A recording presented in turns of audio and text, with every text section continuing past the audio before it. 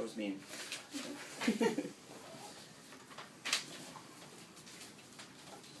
This one is called Directional, which is a line from a Joy Division, well, a word from a Joy Division song, actually.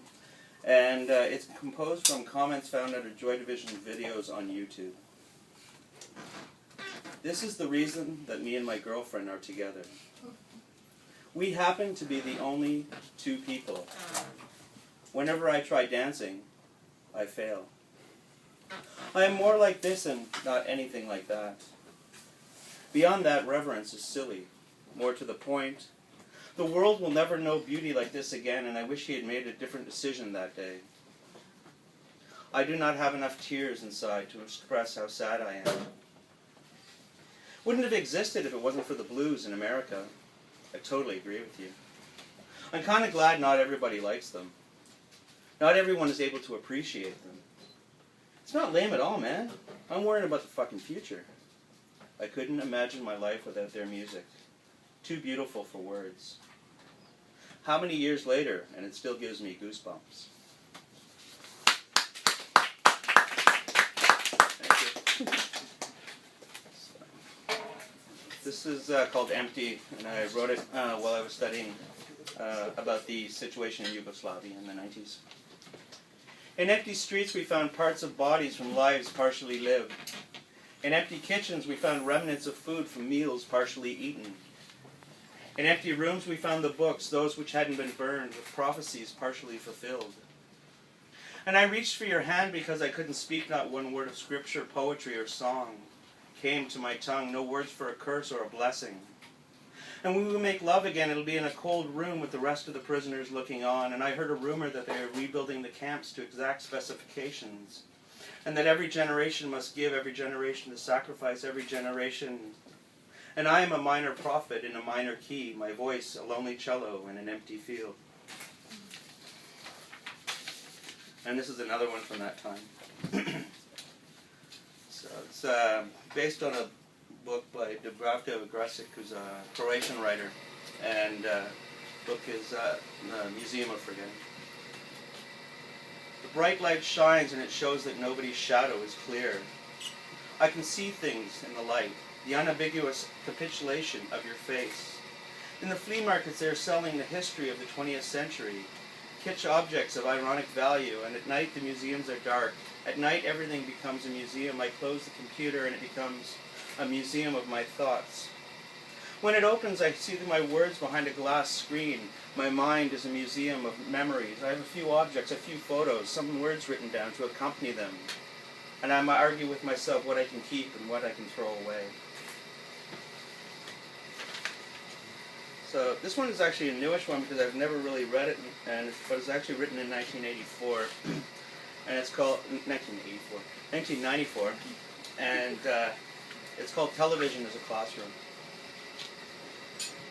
And I'm sure everything will become familiar. Now sit right back and I'll tell a tale of a fateful trip. Hula hoop, Rubik's Cube, Twister, pickup sticks. Three's Company, Gilligan's Island, Brady Bunch, Batman. Don't you know it's all on and rerun? A generation can have another generation in video stimulus. It's rerun, stasis in culture, history that doesn't move. Time stop, time travel, reality laugh track. Time that never leaves, 20th century record. Charlie's Angels is trying to get smart in the wonder years. No generation gap. One long video montage of pre-taped history with only commercial interruption. Maybe for a Time Life Hits package. And welcome back Cotter, Inner City Life with Good Times. Where's John Travolta? He's an adult now. Jacqueline Smith is selling clothing at Kmart.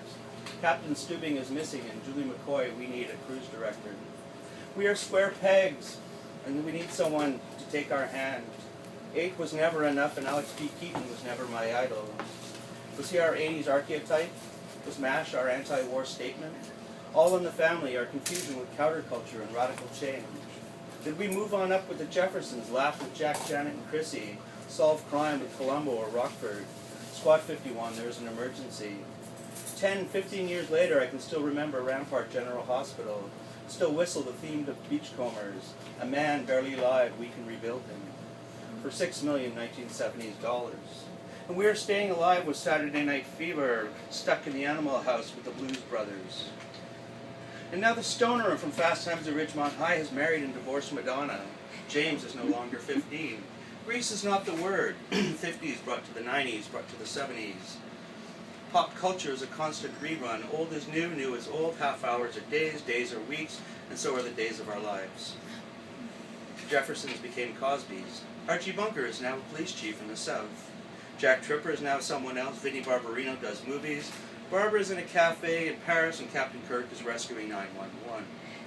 J.J. Walker must have fallen off the earth because he's nowhere to be found. Dynamite.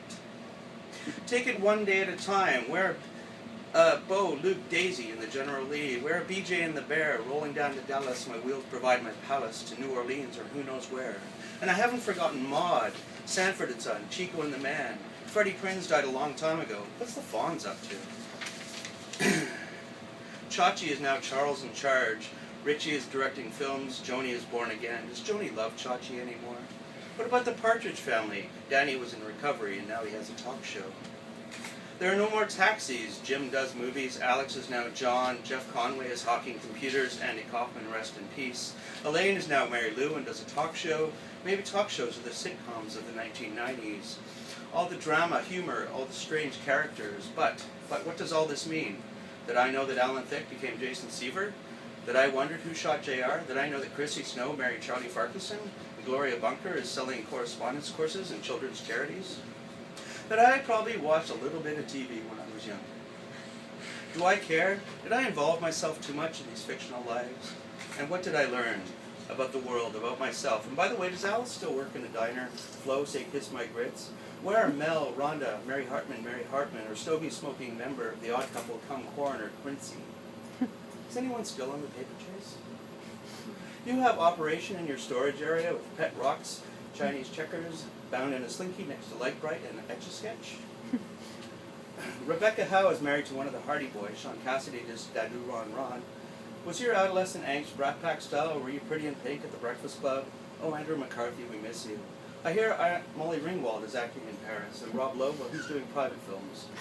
We cannot forget to see Thomas Howell or Anthony Michael Hall. Robert Downey Jr. became Charlie Chaplin. Judd Nelson, I don't know. Ali Sheedy is out of recovery, is acting films. Emilio and Charlie, they're doing action films.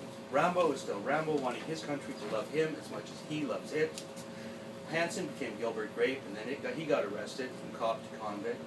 E.T.'s little girl got drunk, got sober, became Amy Fisher, then married, and then separated, then did guest ads, and now with the guitars from Hole. Darlene Connor is now at college. Wow, I just turned on the TV, and Murray, Captain Stubing, is sitting next to Mary Tyler Moore on Sally Jesse Raphael. Coincidence? Maybe I was right. Talk shows are the sitcoms of the 90s. And I also left out Hugh Grant, and I left out WKRP. Jennifer married the Bandit, got divorced. Johnny Fever became a teacher. Andy, Venus and Bailey, I'm not quite sure. Mr. Carlson does Maytag commercials. Has anyone seen Ponch and John and Adam 12? The guys from Streets of San Francisco went to Columbia and then had a fatal attraction on Wall Street. Where's McGarrett, the infamous fake Bookham Dano? Or a Kojak in Ironside? One long string of cop and family dramas. A medical emergencies, Marcus Welby and Trapper John. From Bonanza Transplanted War Doctor and Rest in Peace Little Joe, from the Ponderosa to Little House on the Prairie to the Highway to Heaven. What is television? What is pop culture? Who tells us who we are or what we like? For example, 70s Flintstones, with 80s New Wave Band doing a 90s soundtrack. And this could go on, I'm sure. So much of this is American, but I cannot leave out The Littlest Hobo, Degrassi, King of Kensington, Street Legal, ENG, and 14 years of watching Coronation Street now, but 14 years, 25 years of The Rover's Return. Have I shown you how much TV I absorbed? No, Leonard Nimoy did not give me the message. He was off in search of Blair, Tootie Joe, and Mrs. Garrett. The facts of life is that it takes different strokes. And how many have come and gone? River Phoenix, rest in peace. And I have told my tale, and now what do I hear? The call of Roseanne, Murphy Brown, and Frasier. And we cannot leave out The Simpsons. In my so-called life, I am just another kid in the hall. Thank you.